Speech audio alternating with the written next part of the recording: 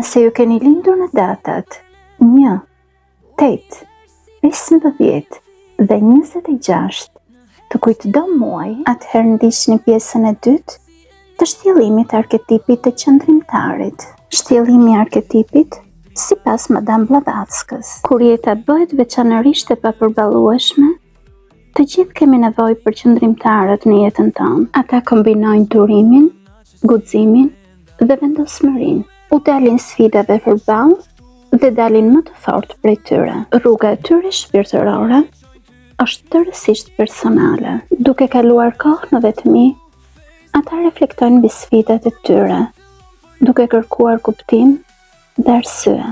Forca dhe kurajoja e tyre gjendet në thellësinë e shpirtit të tyre. Në vend që të vrapojnë nga problemi, të lindurit në këto data përballen me problemet duke i përdorur si karburant, i cili ndez shpirtin e tyre dhe i bën të ecin përpara akoma më të fortë.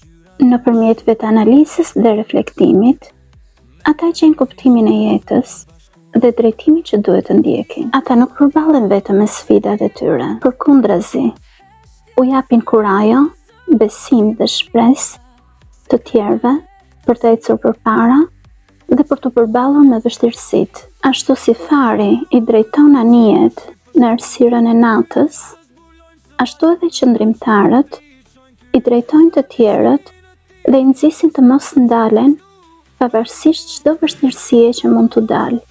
Qofshin të bekuar qëndrimtarët, prej të cilëve janë dhe prindrit e mi.